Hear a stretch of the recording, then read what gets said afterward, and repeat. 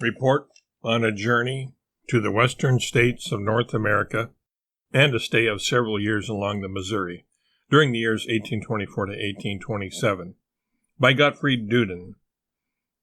Continuation of the 20th Letter concerning slavery in the United States, together with an investigation of the moral principles involved in slavery in general. Part 1, Number 32. Do not be concerned that I consider the picture complete that I have given you of the American people. I shall always try to describe so many features that I shall at least be safe from the reproach of incompleteness. Only you must not expect this in the next letters. You have asked me for more than a general description of people, and I am adding a few pages to this letter that seem to me to be most fitting at this point. They deal with the Negroes and slavery. This subject has such deep roots that no superficial investigation is possible. And yet, perhaps there is nothing that has been subjected to such boldly shallow treatments. My pages resemble a short treatise, which I gladly submit to your judgment, since you, in no case, will be of the opinion that one can present the matter in a more popular vein. It is well known to you that in the United States, people are not insensitive to the lot of the Negro. The Americans are trying to counteract the evil at its source by establishing the settlement Liberia on the same African coast where the English have established the Negro colony, Freetown. The United States is just as much opposed to the slave trade as are the British. However, just as Britain still tolerates slavery itself in her colonies, so the United States has been able up to now to limit it to certain states, and especially the state of Missouri is among those in which slavery is permitted. For immigrants from Europe, this phase of the social condition is of the greatest importance. No European, unless he belongs to the lowest classes, will be able to refrain from considering the moral implications of slavery when he arrives with plans for settlement beyond the Allegheny Mountains. The decision as to whether or not one wants to keep slaves has such an influence on the choice of the state, on the place within that chosen state, and on all one's arrangements that every settler should make up his mind on the subject before he crosses the ocean. I was by no means satisfied with what I learned about the treatments of the morality of slavery in the literature that had appeared on the subject up to that time. I therefore found it necessary several years ago to study the matter independently, and what I am writing you now is the result of the investigations I made at that time. It is obvious enough that everything that deals with the exportation of the Negroes from their native land does not concern us here. In 1808, Congress passed a resolution forbidding this, as well as the importation of slaves from foreign territories, and therefore one may refrain completely from discussing the atrocities connected with such practices. The question is not whether more Negroes should be taken from their fatherland, but what view one should take concerning the situation of those who look upon America as their native land, who feel no longing for Africa, and who would not make use of their freedom to return to the land of their ancestors without some special reason. Also, the horrible descriptions of the lot of the slaves in tropical regions, where they are kept like herds of cattle to make possible the exportation of colonial products, must not disturb us. The southern regions of the United States are not suitable for German settlers. If they do not want to sacrifice health of body and mind to the climate, they must abstain from raising sugar, indigo, coffee, and so on. The climate of Florida is said to be well adapted to the raising of coffee, but up to the present no large plantations exist. Wherever, however, the raising of grain is the main occupation of the settler, slavery exists in a milder form, In the state of Missouri, the lot of a slave with regard to care of the body, protection against diseases, and the amount of work expected of him is much to be preferred to that of the domestic servants and day laborers in Germany. It is true that all this does not touch upon the essentials of the situation, and nothing can be derived from it concerning the moral nature of the institution. My purpose at present is merely to remove the effect of the abhorrence that Europeans feel at the mere words, Negro slaves. Only if this can be done will a calm investigation be possible. For this very reason, it may also serve a purpose here to remember European serfdom and to consider that among most of the nations in history, the crude as well as the cultivated, slavery has been a part of the legal order.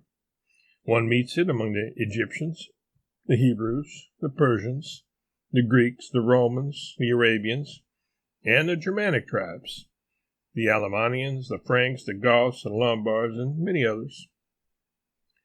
There seems to be something in our minds that opposes the significance of all historical factors, something that, like a direct verdict of reason, condemns slavery and declares it to be an unacceptable evil.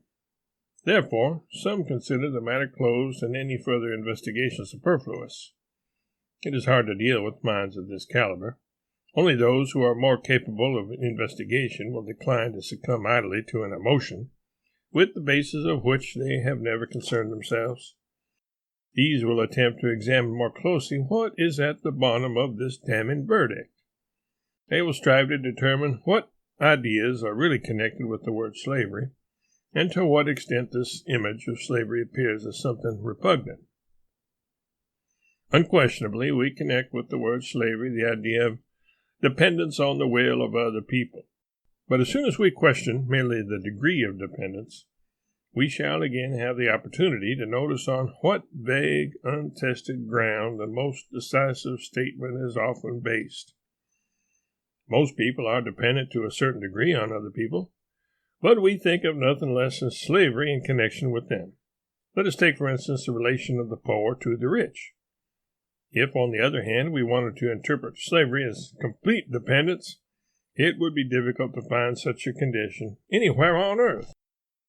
Aside from other restrictions, the executive power itself is against it in many nations. To be sure, at the beginning, the Romans had the right of punishment by death in regard to their slaves, but later this was restricted and finally entirely revoked. Among the Lacedaemonians, where the lot of the slaves was in general very hard, an individual citizen was nevertheless not permitted to increase arbitrarily the burden of their work. In Athens, mistreatment of slaves was often punished very severely, and among the Greeks there was a law that a slave, if he had been cruelly treated, could demand to be sold to another master. In North America also, the murder of a slave is not exempt from punishment, and in most states is regarded in the same light as the murder of a white man. There are also alimentation laws here, and especially the regulation that everyone who frees a slave must give assurance that he will be cared for during his old age. Other difficulties appear in that even the same degree of dependence that we demand for the word slavery at the same time applies to relationships that no one would connect with this word. I call your attention to paternal power, to the dependence on the state, and especially on an absolute supreme ruler. Among the Romans, fathers had the power of life or death at the time of the Republic over their children, and the power of the Caesars over the citizens was entirely unlimited. But it would never have occurred to anyone to connect the institution of slavery with these two relationships. The following statements will lead to the standpoint that will solve all difficulties. 1. The actions and regulations of our fellow men affect our sense of morality only because of their aims, and the aims again only because of the endeavors from which they seem to originate. Inexpedient measures arouse a moral disgust only when an evil endeavor can be recognized in them. Actions and measures that can only be attributed to evil endeavors we therefore, without further ado, declare to be evil. 2. To be sure, it is a basic characteristic of the human mind to attribute a certain value to everything that exists next to us in space. But the element in space that is connected with animal life has a very special effect on us. It demands the recognition of a certain independence. It makes claim to coexistence and demands consideration of the conditions of its coexistence. This holds true to the highest degree when creatures attract our attention and seem fit to compete with us in value, when human beings are in question. 3.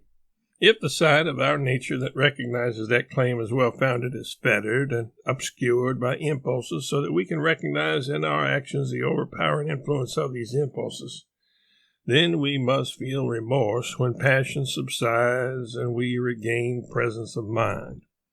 The actions themselves will then appear as monstrous images, as indestructible offsprings that one's own mind condemns, whose continuous effect is all the more distressing the more important past considerations seem.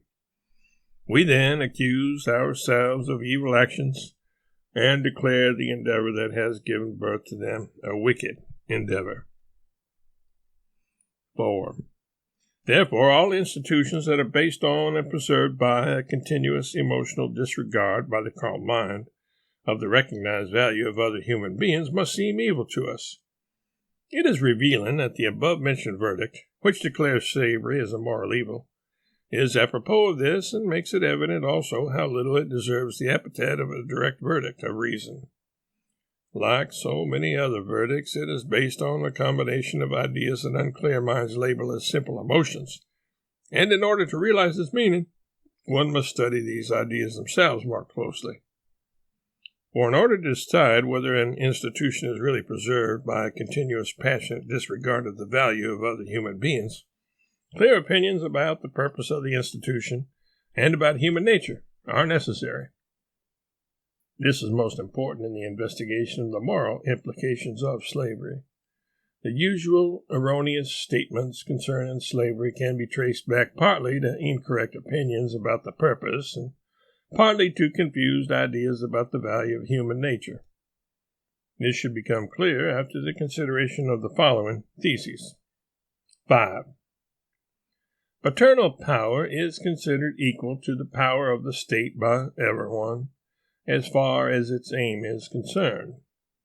The welfare of those over whom it is exerted is accepted as the aim of both, and where reality does not correspond to this assumption, we complain about misuse without criticizing the institution itself, however far the power of the fathers may go beyond the borders of mere guardianship. On the other hand, the idea that the welfare of the slave is not considered at all is almost as generally connected with the word slavery as the idea that power over them has been granted to the master for his sake alone, and that he is to look at them merely as beasts of burden. Such an idea must naturally lead to a condemnation to which only a madman could refuse his approval. The cruelest of all slaveholders will never be convinced that his slaves are really only domestic animals, even if his wild impulses cause him hourly to treat them unmercifully. It is very strange, however, that it is just at this point that the misuse of power is looked upon as being as much a part of the nature of the institution as its purpose, as if it were unthinkable that, besides paternal power, another similar power of a citizen over his fellow men could arise for irreproachable reasons, or could continue to prevail even for a while. It is just this view that leads to the so-called direct verdict of reason.